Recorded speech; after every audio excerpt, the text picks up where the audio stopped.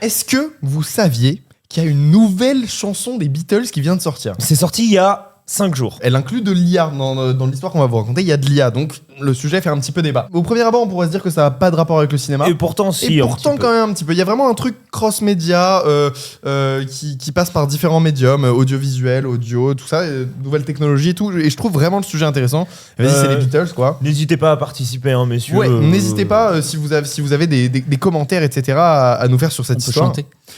Ouais, ça va prendre plus de temps que prévu, mais pourquoi pas, allons-y. Alors, cette histoire, elle commence, en réalité, elle commence il y a bien longtemps, mais on peut la faire commencer au moment de la sortie du projet Beatles Anthology. Beatles Anthology, c'est quoi ? C'est un projet, en 1994, si je dis pas de bêtises, qui regroupe à la fois un nouveau documentaire fait par les Beatles, avec les Beatles qui racontent leur propre histoire, un documentaire de 8 heures, fait en 8 épisodes, qui est fantastique. Si vous êtes fan de l'histoire des Beatles, c'est le truc qui raconte, c'est l'histoire essentielle des Beatles, quoi, c'est parfait. Et c'est vraiment un visionnage hyper agréable, hyper fun, plein de chansons avec les Beatles qui racontent plein d'anecdotes. Je trouve que vraiment le docu est incroyable. C'est un documentaire de 8 épisodes d'une heure chacun. Donc vous avez 8 sur heures. lequel avait bossé Peter Jackson ? Non, ça, Non, là, ça on c'est y vient, Get Back. mais là, c'est 20 Get ans Back plus va tard. avoir va avoir un rôle pour la suite. Et donc Beatles Anthology, c'est pas que ça, c'est aussi 3 albums qui sortent avec que des outtakes, des prises alternatives, plein de morceaux jamais Il y avait édités. une chanson inédite aussi. Et il y avait, justement, on y vient. justement. Et il y a aussi un livre avec les Beatles qui racontent leur propre histoire. Ça, c'est le projet Beatles Anthology. Du coup, eux, ils veulent arriver avec du neuf aussi. Problème. Il n'y a pas de nouvelle chanson des Beatles. Il n'y a pas de nouvelle chanson des Beatles. Et il faut être conscient que John Lennon, il est mort 15 ans auparavant. Il est mort en 1980. Ouais, c'est ça. À ce moment-là, ils se disent ok, on est chaud pour faire des musiques, mais on est un petit peu obligé quand même de mettre John là-dedans. Ouais, ils peuvent pas refaire des musiques tous les 3. Ils sont chauds pour refaire de la musique tous les 3. George, Paul et Ringo. Voilà. Mais il manque John.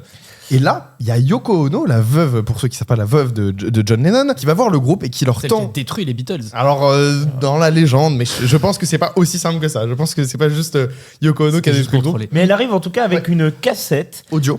une cassette audio où il y a des maquettes de John Lennon, des morceaux qu'il a essayé, des démos et tout. Enregistré chez lui, dans son appartement, sur son Enregistré piano. chez lui avec les moyens du bord. Bon, les Beatles sont très contents. Et un an plus tard, ils vont pour enregistrer. Et donc, ils décident de prendre ces morceaux de John, ces maquettes, et de les retravailler pour créer de nouvelles musiques des Beatles, des nouvelles musiques sur lesquelles ils pourront travailler tous les 4 avec les textes et la mélodie de John, en rajoutant la guitare de George, la batterie de Ringo, la guitare et la basse de Paul et la voix de Paul aussi. Donc ils ont prévu à ce moment-là 3 chansons. Voilà. Et ils se disent, vu qu'il y a 3 albums qui sortent, on va faire commencer chaque album par une nouvelle un chanson nouveau inédite morceau. des Beatles. Donc on a Free as Bird, Ouais. Real Love et Now and Then. Sauf qu'il y a un problème. Now and Then, il y a un trop mauvais son. Et en fait, la maquette voix, de John, ouais. la maquette de John, il y a un trop mauvais son. Et sa voix, elle est indissociable du piano. C'est très compliqué. Il y a beaucoup de bruit, de bourdonnement. Il y a un bourdonnement constant qui est très difficile à enlever à l'audio. Alors pour les autres musiques, Real Love et Free as a Bird, Ils arrivent à les sortir. ils ont fait un vrai travail et ils ont galéré, tu vois. Ça donne aussi un cachet à la voix de John Lennon dans ces musiques-là, mais tu sens que c'est du système D. Ils ont vraiment essayé tout ce qu'ils pouvaient pour supprimer un maximum de bruit parasite. Mais sur Now and Then, c'était trop compliqué. George Harrison a dit c'est putain de à chier, genre ce qu'ils étaient en train de faire. Et donc, ils ont complètement zappé cette chanson. Il l'abandonne tout simplement, même si Paul, lui, garde quand même dans un coin de sa tête l'idée de un jour je retravaillerai dessus. Un jour, je vais faire en sorte de retravailler dessus, mais pour l'instant, j'ai pas les outils et les moyens mis à la disposition pour réussir à donner vie à ce morceau-là. D'ailleurs, juste une petite parenthèse, dans ces 2 nouvelles chansons des Beatles, donc Free as a Bird et Real Love, vraiment, je trouve que Real Love est une putain de réussite. Je surkiffe le morceau. Voilà, c'est tout. Là, on va faire un gros flash forward, comme on dit. On arrive en 2021 et il y a Peter Jackson qui s'occupe de Get Back. Get Back, qu'est-ce que c'est ? Alors, il y aurait toute une histoire hyper intéressante à raconter sur Get Back, mais on va pas s'éterniser sans 7 ans. Mais en gros, pour la faire très très courte, c'est 150 heures de rush jamais utilisées auparavant, qui ont été traitées par Peter Jackson et par ses équipes, et qui ont été rassemblées pour faire un espèce de tout cohérent d'une série de 3 épisodes de 2h30, qui fait une espèce de gros morceau sur tout l'enregistrement de l'album Let It Be, et qui se conclut du coup avec le concert sur le toit de leur studio à Abbey Road, qui sont des images qui sont très connues, mais que Peter Jackson reprend. Il va restaurer. Il va raconter pour la première fois vraiment cette histoire dans sa globalité, parce qu'en fait on associe ce moment un petit peu à là où le groupe commence à se séparer. ouais, voilà. Et c'est effectivement très très bien mise en scène, parce que la vérité, c'est que même s'il utilise les rushs de l'époque, ils sont montés d'une certaine façon, de façon à faire ressortir les tensions qui sont pas forcément évidentes pour tout le monde. Mais c'est fascinant. Il y a des séquences fascinantes quoi.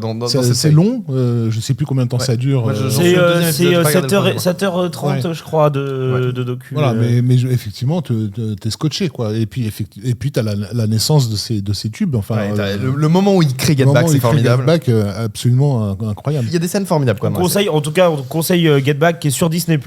Mais la technique vraiment qui a été utilisée et qui est très critiquée par beaucoup de restaurateurs, de cinémathèques à travers le monde, la technique de Peter Jackson, c'est d'utiliser beaucoup d'IA, en tout cas d'upscaler les images qui ont été tournées en 16 mm à l'époque, pour les rendre plus définies, plus précises, plus nettes.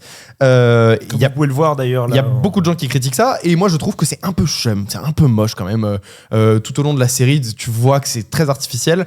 Ça dépend des plans. Il y a des plans où c'est super, il y a des plans où c'est dégueulasse. Je suis pas hyper convaincu par cette technique, mais il fait ça aussi sur le son. Il a tout un système de restauration du son avec du machine learning et avec de l'IA qui est assez impressionnant, où en fait il arrive à, tu vois, t'as des scènes qui sont tournées avec plein de gens qui se baladent dans le studio.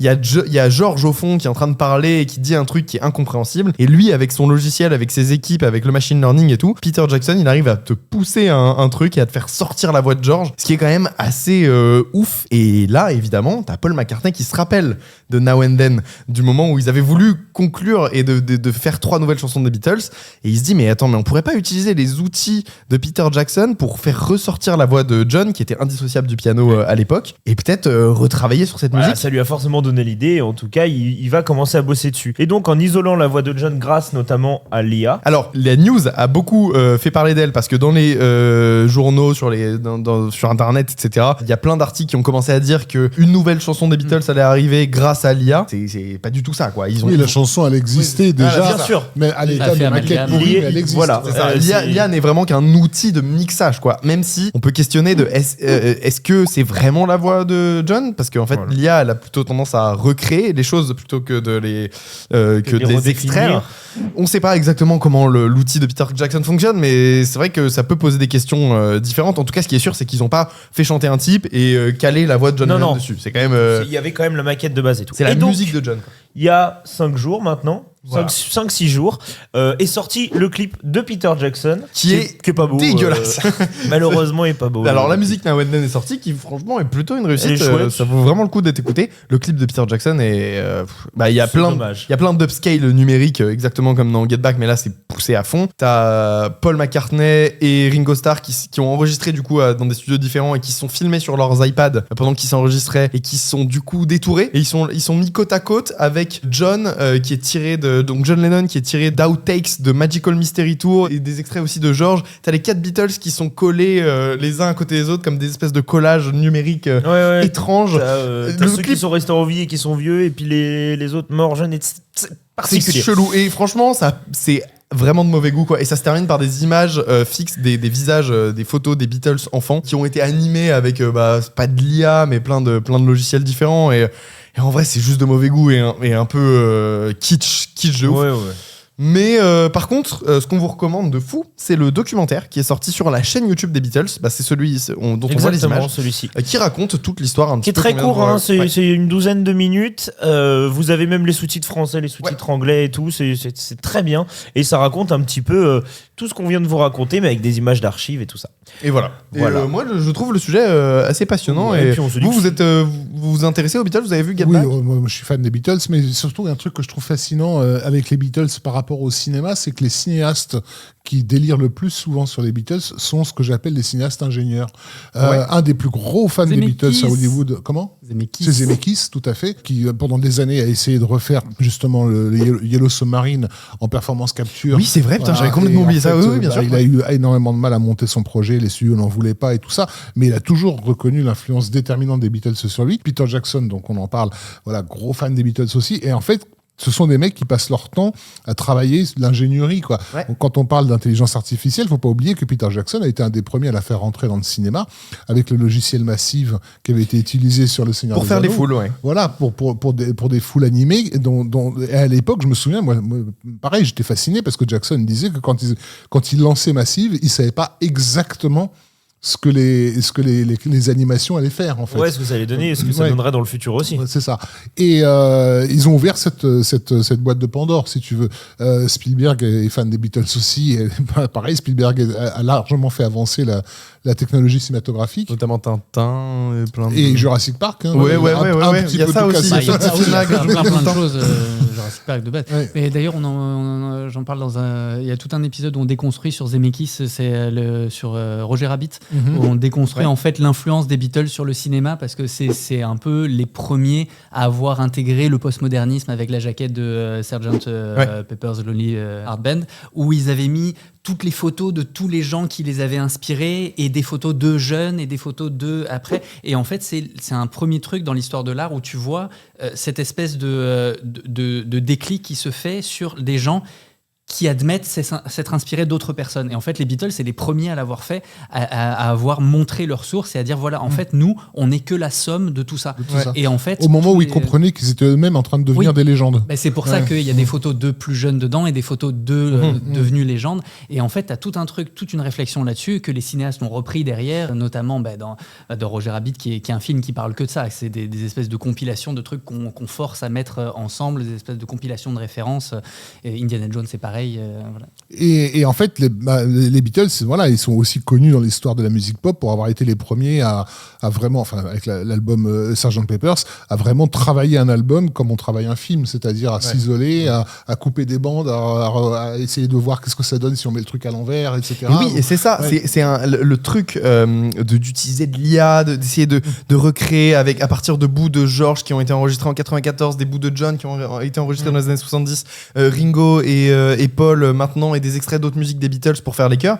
S'il y a un truc purement Beatles, en fait, d'expérimentation avec les nouvelles technologies, les machines, les sons accélérés, inverser des sons, c'est vraiment purement du Beatles, quoi. C'est clairement ce qu'auraient fait les Beatles s'ils s'étaient fondés maintenant. Exactement. Et t'as plusieurs trucs comme ça dans la musique. On parlait de Zemeckis, mais par exemple, Apparence, qui est un film qui est assez détesté, mais pourtant c'est exactement ce qu'aurait fait Hitchcock si jamais il avait eu les nouvelles technologies, parce que on voit dans Correspondant 17 des plans où t'as Hitchcock qui filme un avion en vol et qui va à l'intérieur du hublot et qui passe à travers le hublot et tout ça. Et il faisait ça dans les années 40. Et en fait, après, quand on dit oui, Zemeckis, c'est quand même l'utilisation des images de synthèse pour rien dire, en fait, non, c'est son film le plus Hitchcockien. La musique est complètement hermanesque.